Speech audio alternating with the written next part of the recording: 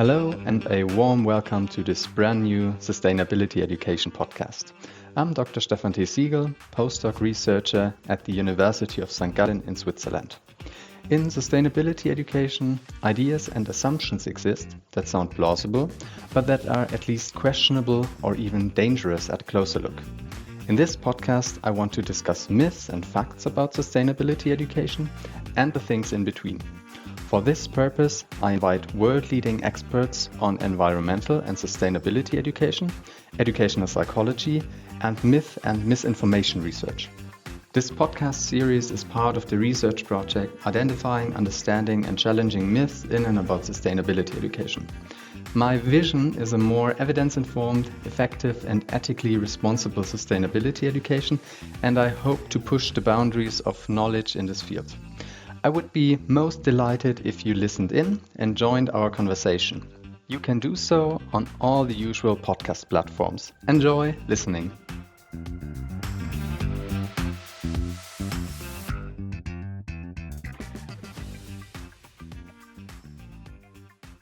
Marco Rieckmann is a professor of higher education development at the University of Vechta in Germany.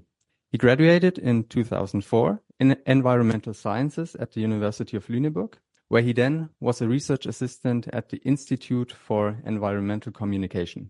He obtained his doctorate in 2010 with the topic The Global Perspective of Education for Sustainable Development, a European Latin American study on key competences for thinking and acting in the global society. His research focuses on academic development, sustainability education, global education, and the sustainable development of higher education institutions. He has published his research in national and international outlets, and he is speaker of the network Teacher Education for Sustainable Development and representative of the German Educational Research Association in the Council of the European Educational Research Association. As we both work in the fields of sustainability education and higher education, where also this research project and this podcast is located, I'm very happy to talk to him about what holds lecturers back in integrating sustainability in higher education, whether it's the framework conditions, a lack of specific competences, and or maybe hindering beliefs, narratives, and even myths. Welcome, Marco. Where are you joining us from today? Hi, Stefan. Thank you very much for those kind words and this invitation to your podcast. I'm speaking here from Bremen in northern Germany, from my home office, let's say.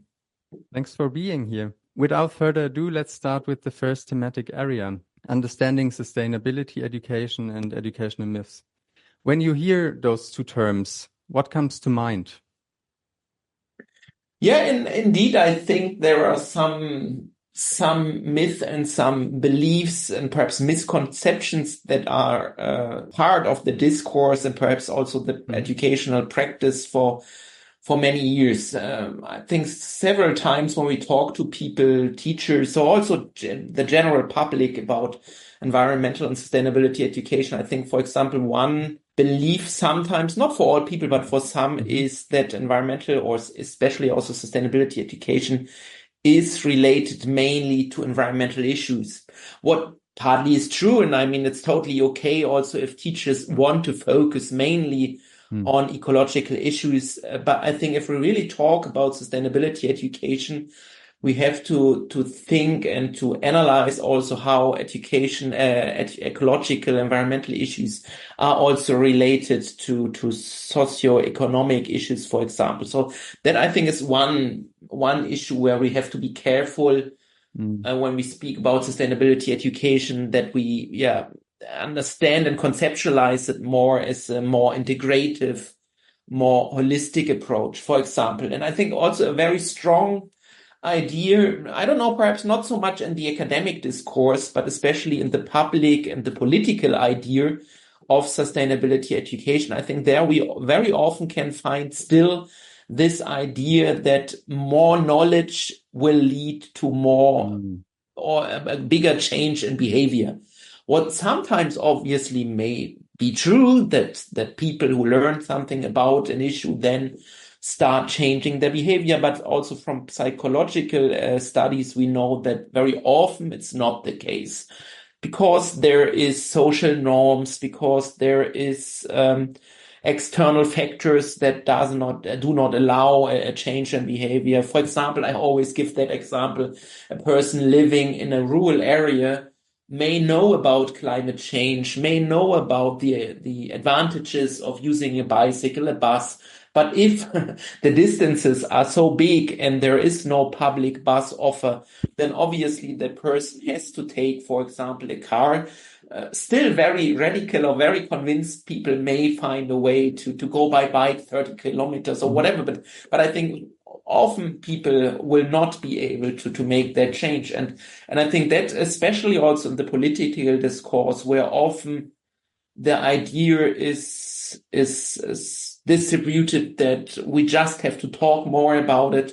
We just have to educate more and then everything will change. And I think that's just not true. And perhaps just to mention a third one at the moment, I think also very, I don't know if it's a misconception, but at least, yeah, I mean, it may be related to that idea of educating more and transmitting more knowledge may lead to the big change. There is this problem also of seeing education as a main instrument for changing consumption, and that individual people should be the instruments or should be the solution or the actors that can solve the problem of unsustainable consumption. And I think there indeed I think there is a misconception. There are myths thinking that individual people really can change the economic system. And partly, obviously, it's true when consumers change, when consumers demand a different production, different products, that can make a change on the one hand, but on the other hand, often there's a big complexity. When you are at a supermarket, perhaps you are not even able really to understand what may be the most sustainable option at that moment. I mean, just if you want to buy an apple, it can be a very difficult situation to be able to know what at that moment, at that day, in that supermarket would be the most sustainable choice. Not necessarily it has to be the ecological or organically produced apple. Perhaps often it will, but not necessarily. It can be because of the season, because of whatever circumstances. Also maybe another apple and not the organic one that may be more sustainable in that situation. And I think that example really shows that for consumers and, well, let's say for individuals, for persons, it can be very difficult to take sustainable decisions. And so that idea that sustainability education should be responsible of creating the big transformation of solving all our problems, I think that's indeed is also a misunderstanding of what education can be and what education should be. Mm. You already mentioned a lot of myths, and I would fully agree with what you've said. But in the last decades, various notions of environmental and sustainability education have been developed. Environmental education, education for sustainable development, sustainability education, regenerative education, etc., etc. Are those pedagogies only old wine in new wineskins, or do they represent a fundamentally different approach to teaching and learning in your view? I think that question, it may be easy to answer in just saying, in my opinion, there's a big difference between environmental and sustainability education. Part of my answer would be that there is a difference. But before perhaps explaining a little bit more what differences I see, let me first say, I think it depends. It depends a lot about what we are talking for. For example, are we talking about a specific discourse, a specific practice in a specific country?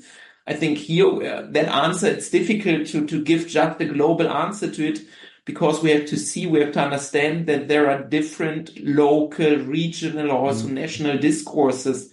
For example, talking about sustainability education in Germany may be something very different than talking about sustainability education in Mexico, for example, for giving that example. And I think that creates a lot of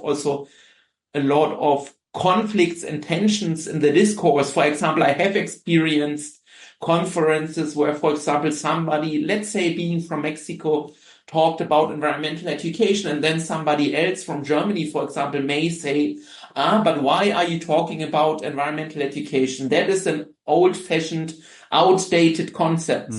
In Germany, we don't use that term anymore. But then the person from Mexico may say, well, but we do, and we do because we see that there are advantages in that concept that, for example, in the Mexican discourse, they are somehow critical towards that idea of sustainability, because they say, well, sustainable development is too much related to the idea of the green economy, the maintaining capitalist economy. And in their discourse, environmental education always has, well, not always perhaps, but for decades, has been more holistic than the German discourse, while in Germany, environmental education indeed was related more to, let's say, to counting beetles and hugging trees. In Mexico, environmental education for a much longer time was related already to a critical discourse on the economy, etc. So I think that is very important, that we cannot say on a global scale, and that I think often is a problem in UNESCO documents or in the global discourse. And I mean, I'm collaborating a lot with UNESCO, and I like many of their approaches, but I think it can be a problem if then a UNESCO document or a UNESCO concept, as for example, the UNESCO understanding of education for sustainable development, has to be or is seen as the hegemonic concept that everybody has to use, I think then we run the risk of losing perhaps more critical or at least different approaches, different regional approaches. But answering to your question from a more German perspective, I would say there is differences. We have had we have a long history of more than 100 years of environmental education in Germany, and also in other German-speaking countries like Switzerland or Austria. I think we can see similar developments, similar phases of environmental education. And then in the 90s of the last century, the emerging discourse on sustainability and education for sustainable development. And while, for example, in Mexico, there may be that idea that sustainable development and sustainability education are less critical, less radical than environmental education. I think the same may not be true in the German or German-speaking discourse, because I would argue that in Germany, sustainability education has brought a more critical reflection on the intersections of ecology and economy. But then again, it depends also on your understanding or the organization's understanding of ESD, because then there are also less radical and more radical understandings of education for sustainable development or sustainability education. And I mean, the same in the end is true for the whole discourse on sustainability education. There's a sustainability and sustainable development. There is a very, I think, very interesting publication that Hopwood and others published in, I think, 2005, and they are mapping the sustainability discourse. And in their map, they are showing that the term sustainability is linked and is used in very different discourses, more neoliberal discourses on greening the economy, more reform-oriented discourses like, for example, the organization ATTAC or Factor 4 initiatives. And then perhaps even more radical discourses like socialist or ecofeminist or indigenous discourses about sustainability. And that really shows, and that is something that I'm always telling to my students, when you use the term sustainability, and I mean many other terms, the same could be said for many other terms from social sciences. They are all like debated, and there are different understandings, but the same is also true for sustainability. When you use the term and you speak about sustainability education, I think you must be aware of that fact that there is a very broad discourse, and that even fascist parties may talk about sustainability and about environmental protection. And then as soon as you are talking about sustainability education, I think you have to make visible and to make explicit what your idea of that discourse is. And if you are talking about greening the economy or about perhaps more radical ideas of changing and transforming. And I think most important for sustainability education is that anyway, it should not be about transmitting one idea of sustainability, but it should be indeed a space, environment, settings where learners, for example, higher education students, can learn about different understandings of sustainability, can reflect on them, can negotiate, and also develop their own ideas. And I think that is the very important difference between education that may be indoctrination, that may just want to educate to a specific aim, a specific goal, or education in the sense of, and there indeed I often refer to Klafki, in this idea of seeing education as empowerment, as something that should empower learners, should make learners more able to develop, to develop their own personality, but also to develop their values, their own ideas. If I got that correctly, you refer to the distinction between ESD1 and ESD2 in the last bit, where you have a rather instrumental approach versus a rather empowering, emancipatory approach. You could also a little bit say like Erziehung versus Bildung, or I think Ian Walls has also another distinction. Yes, Ian Walls speaks about instrumental versus emancipatory approaches of education. Yeah, and I think then coming back to your original question, all that means that yes, ESD can be old wine, but it can be also very innovative and can make a change. It can also change the educational practice depending on how you implement it, how you understand it.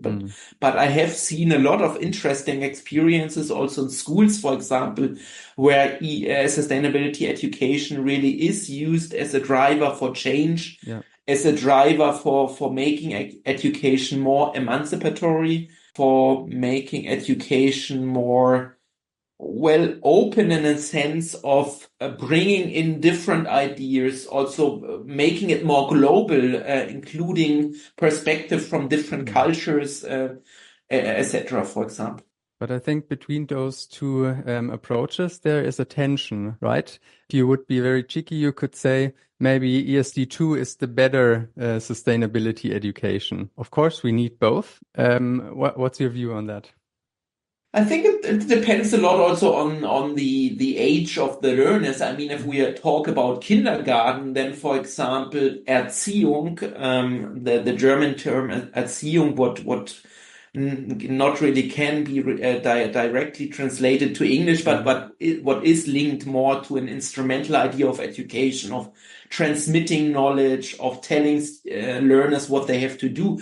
I mean, in kindergarten, that is much more adequate than in higher education, because in kindergarten, obviously, just this morning when I brought our son to the kindergarten, the educator was not screaming, but was there was a situation where children almost did something dangerous, let's say. In general, the specific situation is not so important, but almost did something dangerous. And then obviously you have to tell them, no, stop. You can't do that. That is dangerous. You may hurt somebody.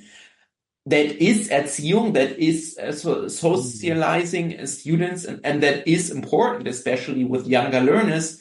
Then talking about higher education, I mean, there may also be dangerous situations where you would shout at a student and say, stop now, obviously, but not so much anymore. It's not so much about, in higher education, it wouldn't be so much about telling students what they have to do or what they have to think. For example, in sustainability education, while in kindergarten, it may also be at least a little bit more also about telling them what they can do, what is more healthy, that they shouldn't eat perhaps too much sweets, or that it's a good idea to separate wastes. in higher education, we already move beyond that, right? I mean, students, if they know or don't know that they can separate waste anyway, I wouldn't make that the main topic of my teaching. There I would obviously focus much more on more open questions for reflection, questions of negotiation. What does not mean that you can't do that in kindergarten. Obviously, negotiation and an open reflection can also be part of education in kindergarten. But I think we have there a little bit of movement or change of instrumental education being a little bit more important with younger learners, and then it becomes less and less important when they are getting older. So a shift of focus there. Yeah. I'd like to jump to the second thematic area, exploring myths further. When you think of your decades of experience in research and practice in sustainability education, what are some of the most pervasive myths or psychological barriers of faculty, higher education faculty, that you have encountered? Yeah, I mean, I was thinking already when I saw the guide or the questions before, I was thinking a little bit, do I have any different answers to that questions, different from those questions I gave to your first question? And because I think somehow it is sometimes also that idea that more knowledge creates more change, although it depends a little bit to whom you are talking. But I think you may also find faculty members or teachers that stick to that idea, although probably less than in the general public or in the political area. So probably all teachers are already a bit more critical on those questions. What I think still can be seen very often in teacher education and school education is that idea, and I think I did not mention it before, that sustainability education is more important in specific subjects. I think still there is this idea sometimes that sustainability education especially should be delivered in geography, in biology classes. What obviously it's true that it can be a part of those classes, but on the other hand, I would say on the other hand, also in, for example, physical education or math or what else? Yeah, well, for example, then also if we talk about higher education, engineering, obviously, but also law or medicine. I think there are many areas, many subjects, many disciplines that are also important for sustainability, and sustainability sciences or sustainability research often is seen as an interdisciplinary, transdisciplinary field where we really need the different disciplines, different approaches to understand sustainability problems, to solve them. And I think it's very important that starts already in school education, and that their sustainability education is not just delivered by, for example, geography, but also by the English teachers, physical education. So I think that is one one idea or one belief that is still very common and has been there for decades, as you are saying.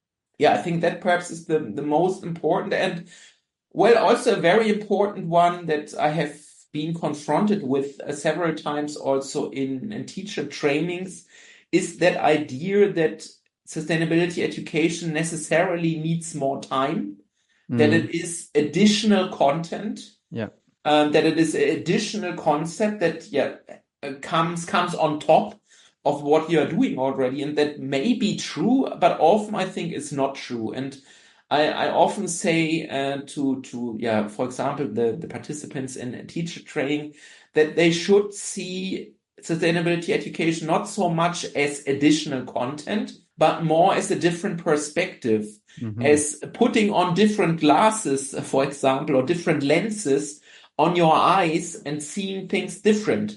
And then the content still can be the same, or at least the same topical area, but you may include other elements. You may see it from a different angle. And then I would argue ESD or sustainability education not necessarily need more time, but sometimes different methods, perhaps, different methods of approaching a topic, of discussing or learning a topic, perhaps different questions to a topic, but not necessarily more time. And I think that is very important, because especially in Well, in many educational settings, we can see that that situation that teachers are already, well, that they already think it's too much and they don't know how they can include all the topics, and society expects more and more topics that should be dealt with. And I think then it's very important to make people, teachers, understand that perhaps even sometimes delivering and implementing sustainable education may help to, well, not reduce complexity, but may help to bring issues together.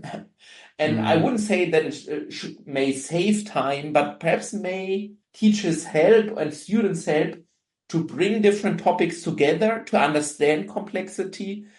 And the same is true also if we look much more at on the current practice, the current debate in education, where besides sustainability, we can also see other transversal or other cross-curricular topics like inclusion, like digitality, internationalization, and then often teachers also ask or state, but we also have to implement inclusive education, and we have to implement sustainability education, and we should become more digital. How can we do all that? And then again, I would say, but yeah, please don't think about it as totally different, conflicting or approaches.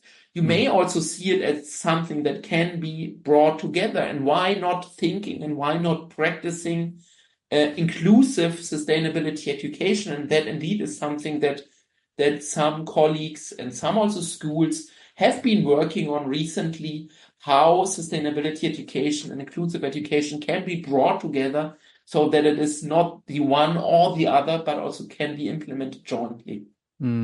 So to look for synergies, also to take a systems thinking perspective, and to see sustainability education also as a chance for de-implementation and be as also a quality boost to education. I think what you've said works very well, especially if you go with that emancipatory approach like the ESD too. I'd like to ask you a personal question, if I may. Yeah. If you think back to the beginning of your own professional biography, what misconception or misconceptions did you yourself have about sustainability education? And what did you help to overcome it?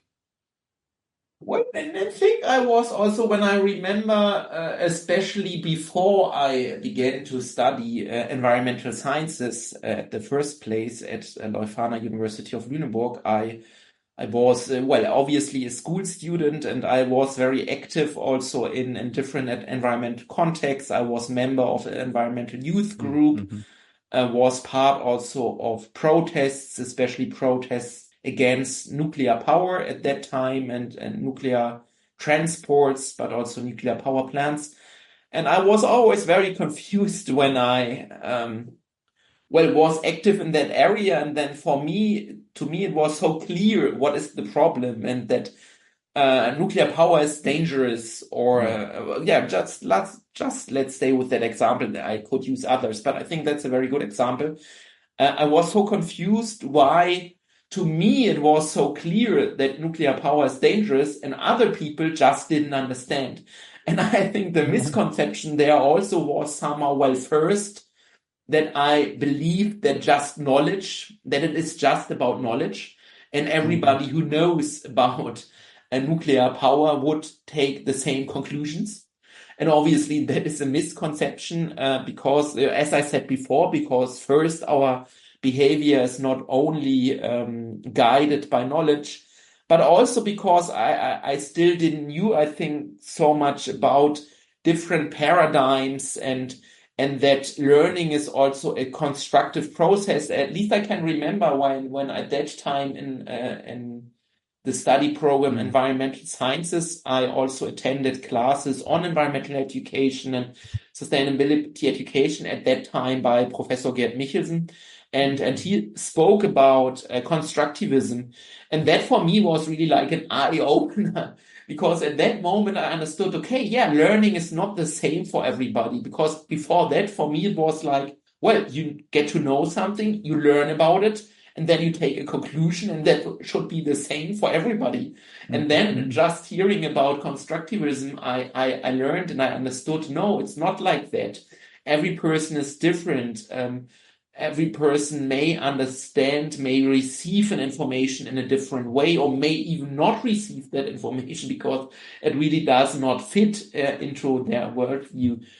So to me, that was really a very big eye-opener, and still today, I think that also for sustainability education practitioners, it's very important to know about constructivism, about system theory, well, in many other fields, but also in my classes about education and introducing students to education at our university. I give a lot of space to system theory and constructivism because I think it's really important to understand how learning take place and how complex this process is.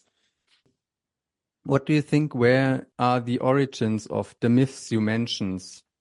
How do they occur? What are sources of these myths? Well, I don't know really. It's not something I would have thought about a lot or I would have done research on, but just thinking about it, probably part of it at least is like traditions or old ideas that we stick always to. For example, a little bit that idea of education being just a transmission of knowledge. I think that is a very very old idea that again and again pops up. Why again and again it pops up? Perhaps also because sometimes we just want to have things easy. And I mean, obviously, it would be much more easy if we could just educate people and then something happens. I mean, and probably that's also that I think Niklas Luhmann spoke about, if I'm not wrong, he spoke about that. The technology deficit of education. Exactly, that was what I was thinking about, yeah. That indeed, sometimes we may see education and we may see social transformation and compare it to technology and think it may be just as easy pressing a button and then something happens. But then again and again, we have to understand that it is not like that you cannot, and you should also, even if you could, you shouldn't perhaps, but you cannot just press a button on a student and then that student will change. And also in teacher training, sometimes, for example, when I spoke about sustainability education, I heard that somebody said, okay, then sustainability education is about, how was that expression? Turning the ship around or something like that. I cannot remember the exact expression, but it was also a little bit like, that sustainability education should be about changing the mind of somebody. And yes, obviously, somehow it can open up spaces where somebody can reframe and that is what also transformative education is about, reframing your paradigms, reframing your attitudes. But I think what we have always to be aware of is that education cannot directly and should not directly try to create or to make that reframing happen, but that it is much more a longer and an open and also an autonomous process of that person. That person is leading that process, the brain of that person, to say it in a more constructivist and cognitive way. The brain of that person is leading and is steering that autonomous process, and teaching just can give orientation, and education can create spaces. But exactly as that technology deficit that Niklas Luhmann speaks about is saying, it is not a direct influence of the teacher or teaching on a student. Yeah. So if I got that correctly, sustainability education should enable transformative learning, transformative education, but should not be kind of brainwashing or indoctrination, because that's also not entirely possible when we think of the technology deficit that Luhmann speaks about. Yeah, and even where it could be possible, and we have many historical examples, especially in Germany, we know a lot about it. Looking at our history about how indoctrination can take place, and sometimes it may be possible, but that is not what education should be about, especially not if it is indoctrinating about being more racist, as we saw in our German history. But even if it's for good ideas, let's say, for sustainability, even then I would say, no, we should not try to indoctrinate students to become more sustainable. But it should be about, as I said before, a more autonomous, self-directed, emancipatory process where students should develop their own ideas, and sometimes that may be difficult for teachers, and perhaps that's also a myth that sustainability education always has to lead to more sustainability, and if it doesn't, then it's not successful. I would agree with that. I would say even if after lessons, project, whatever element or activity of sustainability education, even if afterwards a student still is as unsustainable as before, or even becomes more unsustainable for whatever reason, that not necessarily means that sustainability education was not successful in that situation. Because, as I said before, for me, the main indicator would not be a change of behavior, but would be more if the people are able to think about sustainability, to become competent, to think about it. But if in the end, in a specific situation, they still are not able, or especially do not see this possibility to be more sustainable, that may also be of external factors, and may not necessarily an indicator for missuccess of sustainability education. That's super, super interesting. The last point you mentioned there. But what would be, or what could be potential consequences of these myths on educators, students, or the broader society? What are the consequences? I think, especially in the academic discourse, we are quite aware already of those misconceptions. Perhaps not everybody, but many people, I think, are quite critical about them. And I think what is important also that there may be different answers, but I think my main answer here is that we need more, perhaps even in that case, perhaps even more time, or at least more space somehow for sustainability education in teacher education, for example. Because what I think just does not work is that we tell schools and teachers that they have to implement sustainability education without preparing them. I think that is really really may lead to more misconceptions and more mispractice of sustainability education. I think if we really want the educational practice, the educational institutions, if we want them to change, then we also need education, capacity building, training for the educators. When I said some seconds or minutes ago that needs more time, perhaps it's not always more time. It may not even be that you always need extra modules, new modules, but we have to include it, for example, at University of Vechta in the Introduction to Education, which is probably a module which every university offers, every teacher education program offers, an introduction to education, an introduction to pedagogy. And I think that already can be a place where we can include, for example, sustainability education, and at least I do. In our case, in our teacher education program, sustainability education is part already of the first semester introduction. Again, here we could say it's not only about knowledge. Obviously, it is also about knowledge, about learning about sustainability education, but obviously, it does not end with transmitting knowledge or learning knowledge about sustainability education. Again, here it would be also about practicing, negotiating, experiencing sustainability education. And probably that's not the one and only answer to your question, but I think indeed we need still more. We could even say quality. You used the term quality, and I think it's a very good term because I think indeed in some cases teacher education still is lacking quality, and that is not only true for sustainability education, that may be also true from the perspective of inclusive education, or in general from the perspective of high quality education in schools.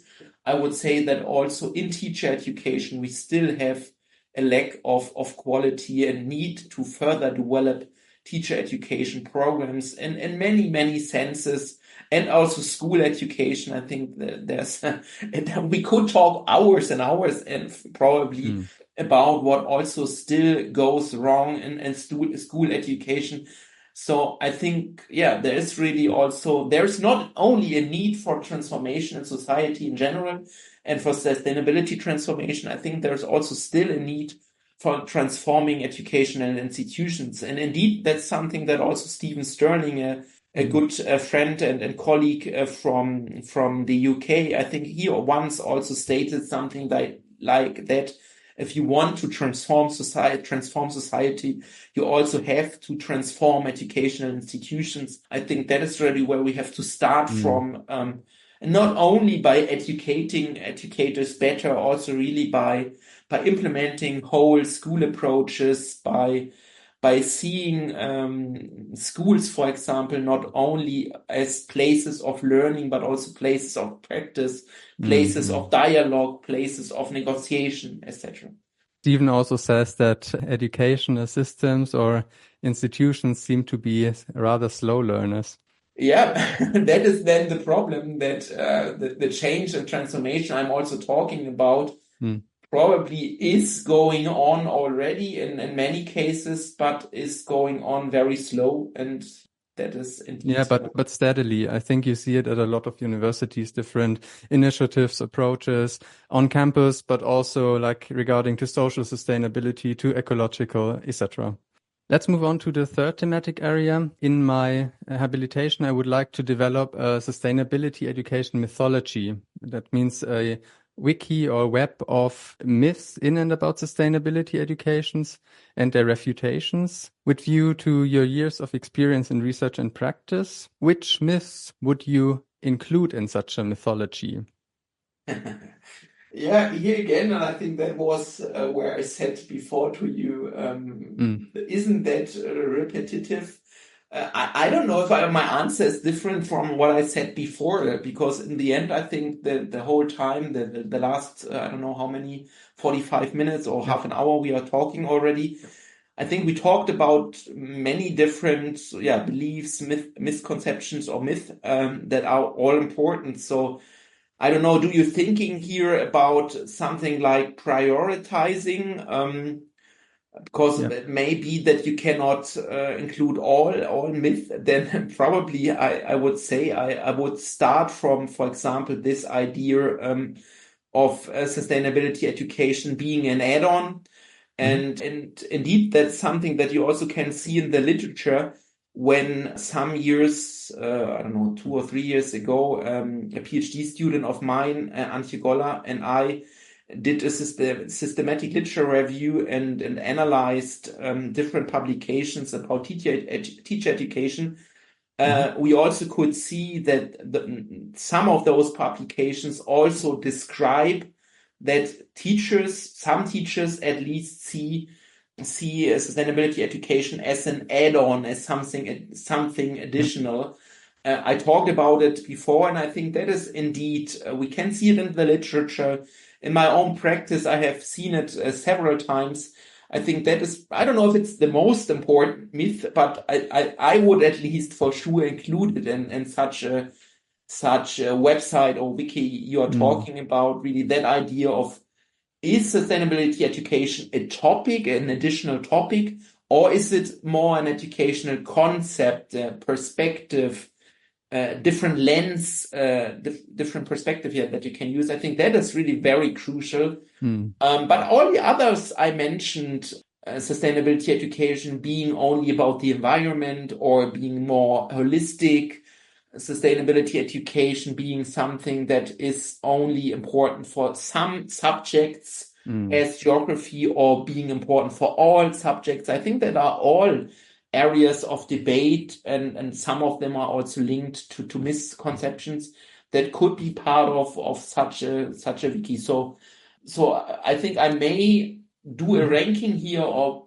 prioritize, but in the end, I think I would end up again mentioning all the misconceptions and beliefs I mentioned before. I think somehow they are all important. And what I don't know if there is a plan also of what you could do. I think also is using I don't know if it would be an action research approach, but I don't know if you are also working with students or working with teachers. I think also that could be very interesting. Well, first observing what they are doing, what they are thinking, and perhaps identifying misconceptions there, but also asking. I mean, now you're asking me, but and you have probably asked other people, other experts, and perhaps you are asking also those questions to your students, because I think that could be also very interesting to ask the same questions about misconceptions, myth, etc., to students, to teach students, to teachers. Perhaps even debating it with them. What I think what also could be very interesting to have something like a focus group, where you have different teachers, perhaps even from different subjects, and asking those questions to them could also be very interesting, because then perhaps somehow and perhaps some of them would believe in some of those ideas, and then perhaps it could be very interesting to see how they negotiate those ideas, to what result they come in their discussion about it, when they are confronted with different ideas and different beliefs of what works and what doesn't work. I think that would be a very valuable venue, and I'm also looking into that, because I think sometimes it's not entirely clear whether it's a myth, a fact, or something in between. Yeah. So even if some experts agree on sustainability, education is not only about the ecology, as you said, in other regional discourses, Exactly. they might see it differently. On this topic, I would rather say it is a myth, because we have a lot of conceptions of sustainability that encompass like a nested model, for instance. And we would speak of that as a more modern understanding of sustainability or sustainability education. But it's not black and white, obviously. I think there is this main difference between natural sciences and social sciences somehow, I would say. While, for example, recently I, for example, was asked as a conference recently, or I do not remember the exact question, but it was related to school education and climate change, and in how far we should negotiate different ideas on climate change and school education. And there, for example, I would argue I would not discuss about the non-existence of climate change in a school education situation, because I would argue, no, that is totally fake news. That is nonsense. Yeah, we know from natural sciences that climate change exists and that it is driven by human activities. So that, for example, would be a situation where I think we can very good distinguish facts, scientific facts, from beliefs and misconceptions that are non-scientific. But I think that is much more difficult in more social sciences oriented areas. Although for some areas, I think we also have very good scientific evidence. Yeah. For example, if somebody would say, no, it's just about knowledge and we should transmit more knowledge, then I would say no, but there are very good psychological studies which show that it isn't like that. Absolutely. So again, I would say not only for natural sciences, and well, psychology is parts at least also very much linked to the area of natural sciences, but anyway, I think also in more pedagogical questions, there may be facts. For example, I would say it is a fact that education and transmitting knowledge does not always lead to a behavior change. But indeed, as you also said, when it comes to values, when it comes to priorities in the end. For example, when we talk about is sustainability education only about the environment or also about economic issues, I think there cannot be a fact-based answer, because we could say, there are integrative conceptions of sustainability, but there are also totally ecology-focused conceptions of sustainability. For example, just take the approach of Konrad Ott, who has published a lot about strong sustainability. Yep. He mainly talks about ecology, about nature when he talks about sustainability. And I wouldn't say that is wrong. It's just a different focus, which may be important in the debate, and somebody else may have another different focus. So I repeat and say again, in sustainability education, we should understand that there are different conceptions of sustainability.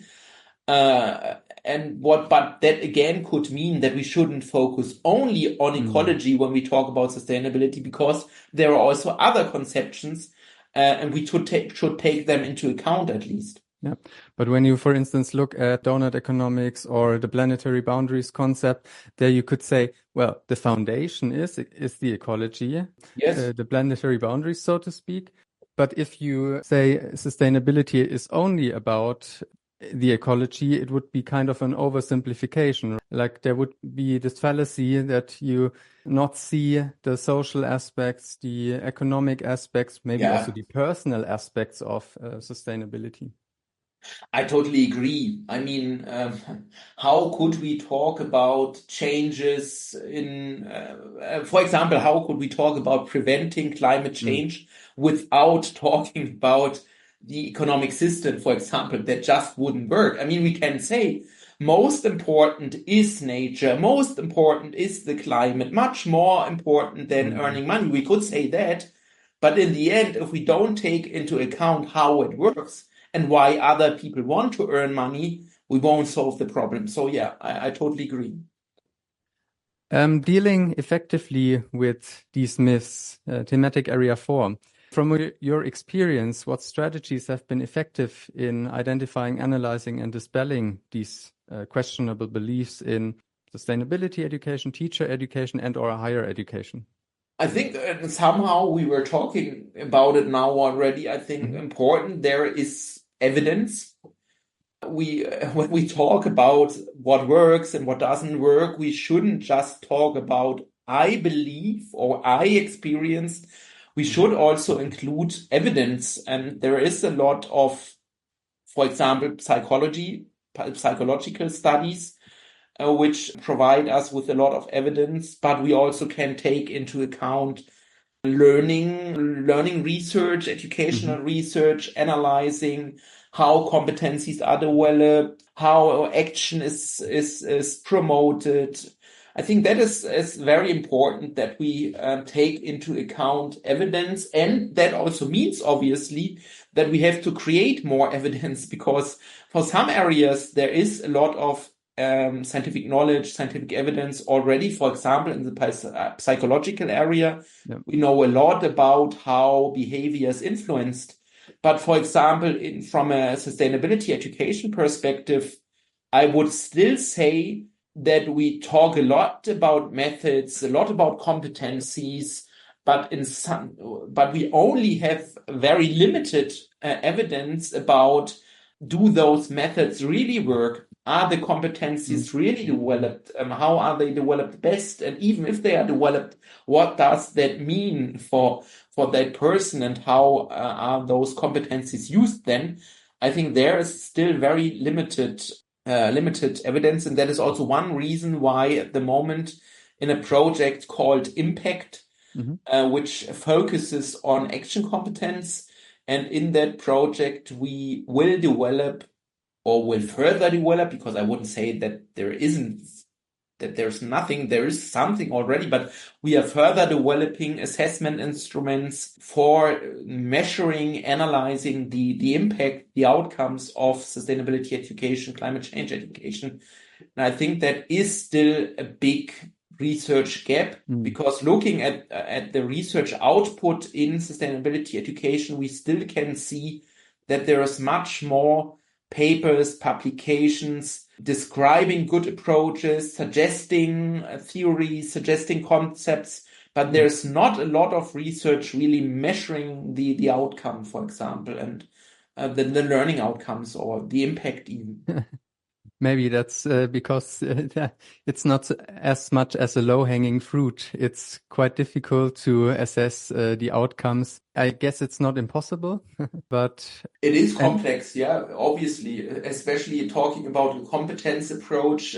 It may be very complicated then to really measure the development of those competences. And not only complicated, it may also be very time-consuming and may need very sophisticated instruments. So yes, but still, and perhaps we don't have to measure and everything. Don't get me wrong here. It's also not that I think that everything has to be analyzed and measured and put into numbers. But I think at least we need some evidence to be better able to say what works and what doesn't work.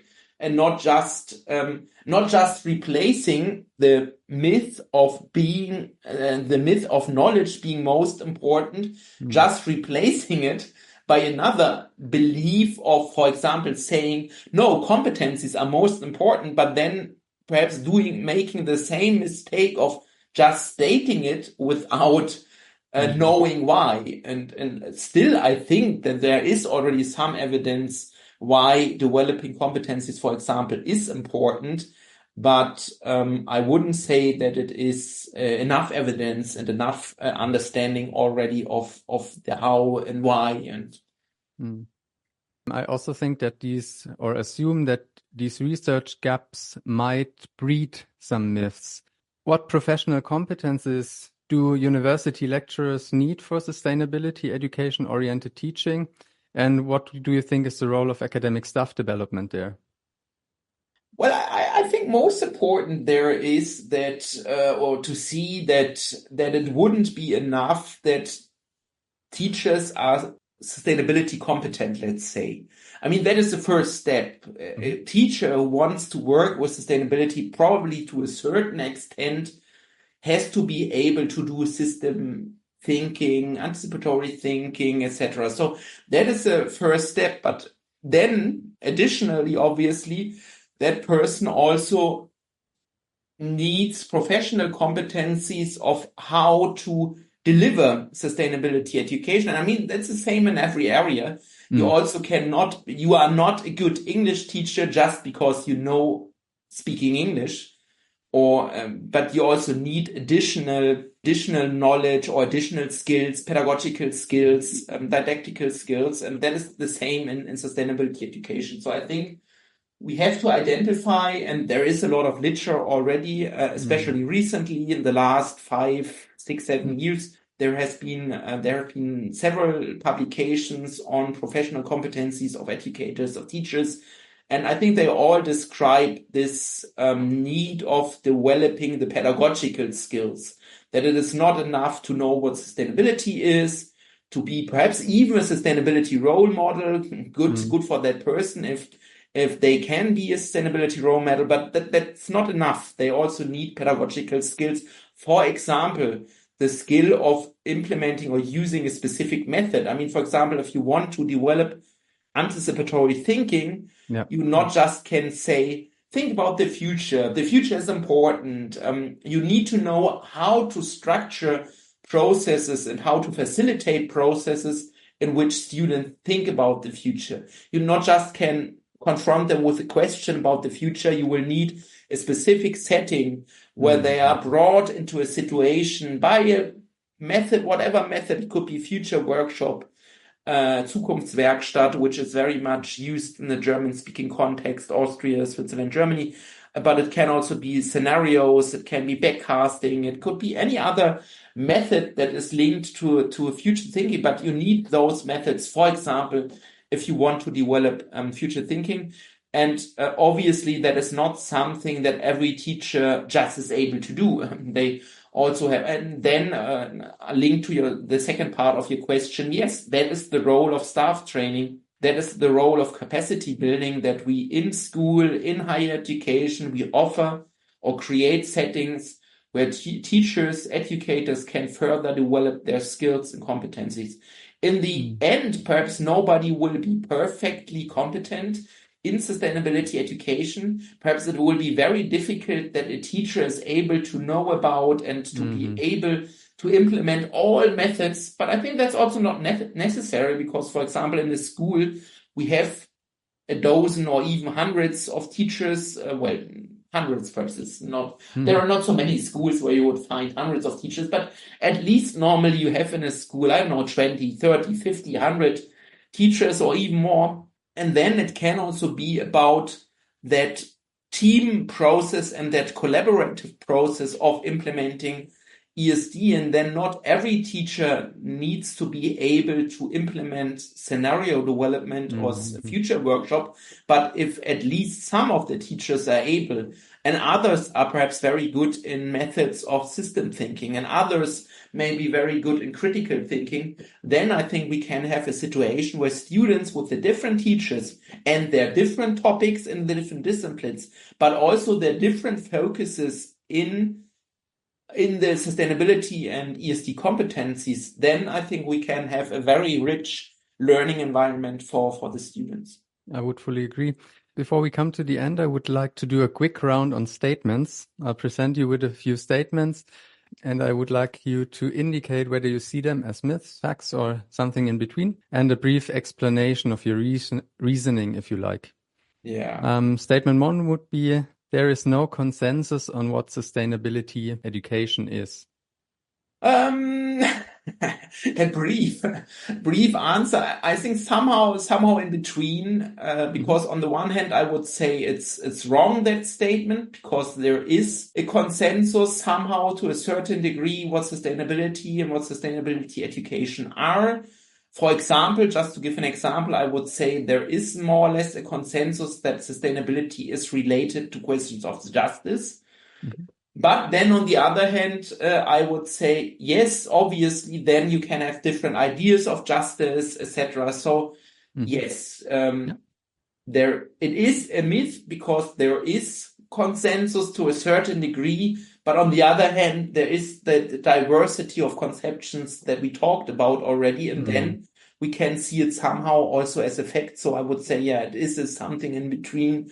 It depends what exactly you're talking about. But on a very general level, I would say it is a myth also because often that statement is used as a barrier. Because we don't know what it is, we cannot implement it. And I think that's not true. We know a lot about what it can be, and we can implement it, and still there can be a diversity of different approaches.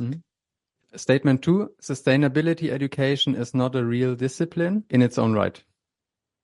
I think there, at least in my understanding, I would say, yes, it's true. It's a fact, because I wouldn't understand sustainability education as a discipline. As I said before, I would understand it as a perspective, as a pedagogical concept that is part of the educational discipline, but it's also related to sustainability issues, psychological issues. So I would describe it first as an educational concept that is important for different disciplines. And I would also describe it as an interdisciplinary field. And therefore, I would say, indeed, sustainability education is not a discipline in its own right, as you said.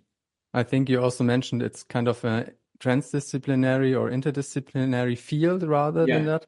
But it fulfills certain criteria of disciplines, like having journals, having chairs, etc., etc. But the question is also, should it be a discipline in its own right? When you think of sustainability in its core, probably a more interdisciplinary, more holistic, more integrative view or perspective might be more adequate to the true core.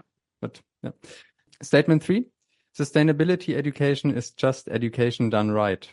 I think we already covered that, but what do you think about that? Yes, well, it depends. I think, again, it's not so easy to say it's right or it's wrong, because I wouldn't say that sustainability education is what we always have done if we have done it correctly. On the one hand, because it brings new perspectives. For example, also the perspective of the future orientation is, I think, not something that education has. Although, for example, Wolfgang Plafke already also spoke about the relevance of the future in education. I think ESD makes it even stronger. The focus on future. So therefore, I would say sustainability education comes with innovations. But yes, I also spoke about quality.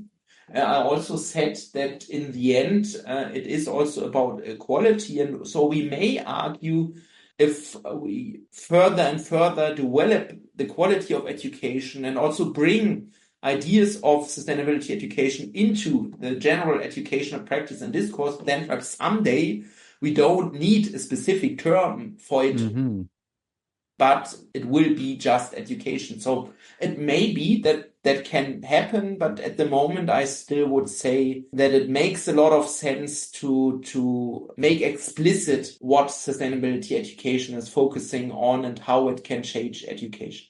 So to set a signal, to set a focus, Yeah. and maybe in the future the label won't matter anymore. Yes. Someday.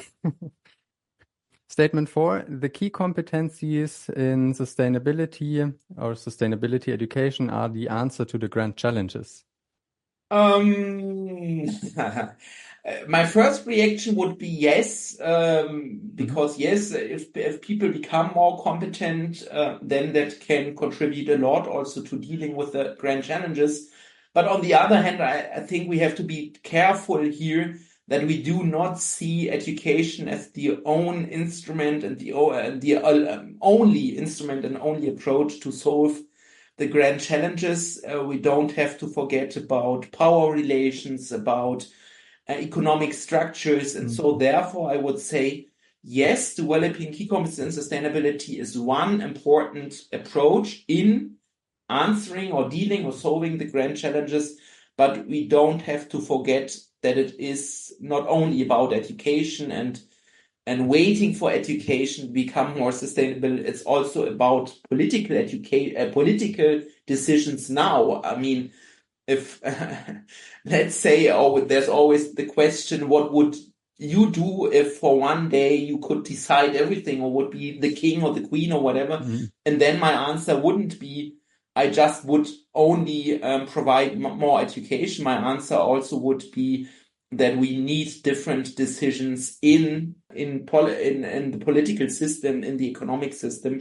So I think if we see it as the only or main answer, then it's a myth, but it can be a contribution developing key competencies and a part of the transformation.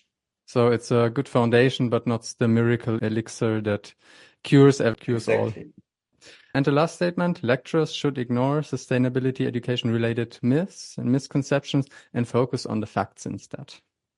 I wouldn't say ignore, what they should be critical of them, they should overcome them perhaps, but not ignore, because if you ignore something, then obviously you can again and again, how do you say in English? Well, I don't know if you can say that in English, but fall into the same trap. So you will repeat the same mistakes if you just perhaps ignore them. So I think we have to know about the myth, we have to deal with them, and focus on the facts. So I think it's not an either or, it's an as well as, in my opinion, to think about myths and to deal with them, but also especially replace them by facts, yes, but not by ignoring them. Thanks a lot for your insights on those statements. I know it's challenging to come up with short answers on these. Let's move on to the last thematic area, the future of sustainability education and educational myth research. What do you think are the most pressing questions that future research on these myths should address? Again, I'm thinking if I have any additional answer, because somehow I would come back to that idea of evidence-based research, because I would argue does not bring us forward only to reflect on the different myth, but not really coming up with any evidence how education works or doesn't work. So indeed, I think part of the future still is or should be more evidence-based research on competence development, on values development. Also part of the future could be, and I mentioned it already, and so it's taking place already, but I think it should be also part of the future and is still something where we can find gaps, is bringing together the different discourses on, as I said before, inclusive education, sustainability education, etc. I think that is quite important. Also, from that perspective that often education is already difficult, and there are many also young people, we can see it in the PISA study, but also in other studies, that there are already many young people that are struggling with school education, that are struggling in developing literacy, etc. And then we can indeed not just add more skills and more competencies without also creating a space in which it really can work and in which all learners can be part of it, and not developing a sustainability elite and forgetting about all the others that then may become frustrated or struggle with their lives, their professions.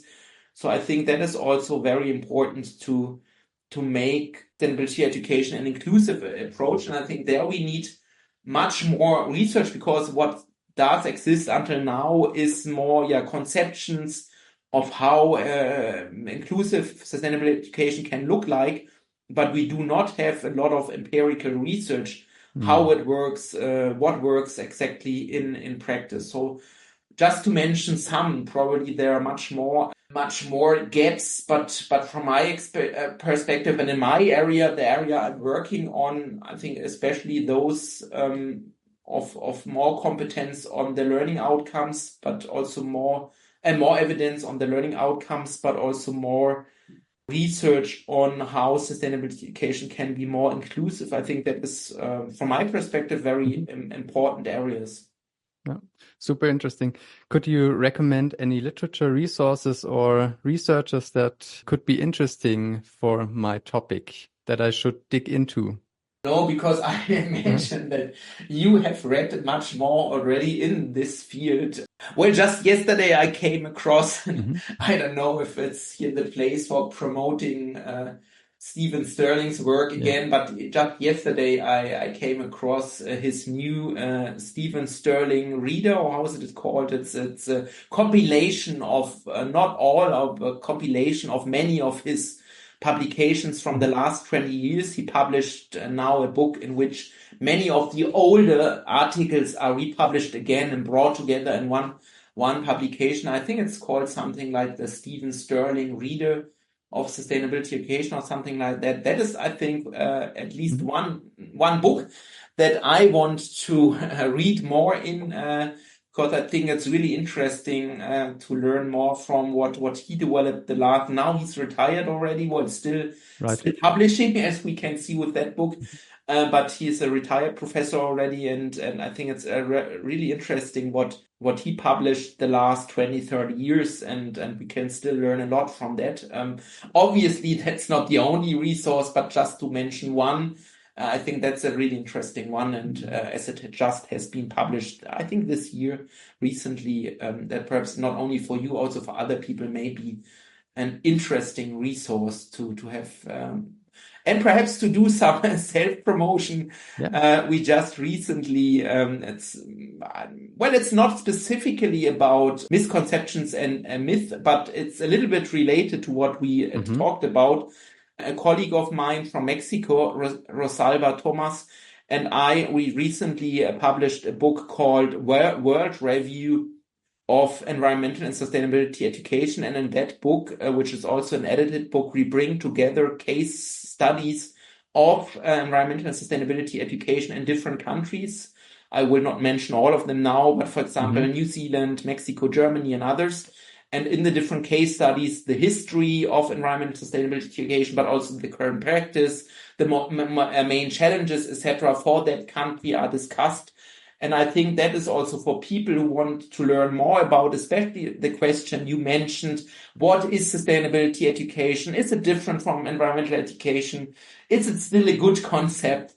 I think people who want to learn more about it will find many answers in our World Review book, because it is really providing a lot of stories and examples of how it is discussed and how it has been implemented in different countries. I think that can be very useful if you want to learn more about those different discourses, but also about the commonalities. But because obviously the book also shows that it is not all totally different, but that there are also common areas of practice and discourse.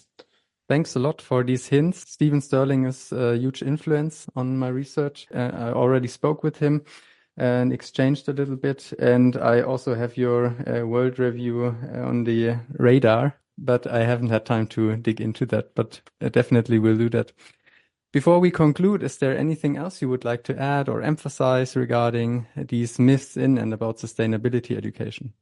No, I think we have talked a lot about, let me just perhaps I mentioned it, but perhaps to emphasize this a little bit more, that idea of sustainability education being mainly consumption education. And we talked about it. I mentioned the problem that it often is so complex that consumers will fail, and that therefore, for not only, but also for that reason, it's not a good idea only to focus on consumption. But what I think I did not mention so much is that instead, or at least additionally to focusing on consumption, I think it's important to focus much more on political education and to frame also sustainability education much more as political education. And there are also some recent publications. I wouldn't be able to name a specific one, but there are some recent publications also making, for example, the work of Stephen Kenner. He's from the perspective of political education, analyzing a lot how sustainability education can be or should be political education. And I think that is also very important because, I mentioned the reasons before. There are several reasons why it is problematic to focus only on the individual responsibility, only on consumption. We also have to have that structural review and that system analysis, and their political education can play a big role. So I think that perhaps would be my last statement or emphasis that I also would like to make, that we should explore more the role of political education in sustainability education. Thanks a lot for your time and your insights. I really appreciated it. Yeah, thanks a lot. Thank you very much, Stefan, for the invitation and this very interesting conversation. Thank you very much. Thank you for your interest in the Sustainability Education podcast. Did you find the insights helpful? Do you have any questions, comments, or objections? Then feel free to get in touch and share this episode with others. This podcast is produced by the Institute of Business Education and Educational Management at the University of St. Gallen. Thank you for listening and hear you in the next episode. Bye bye.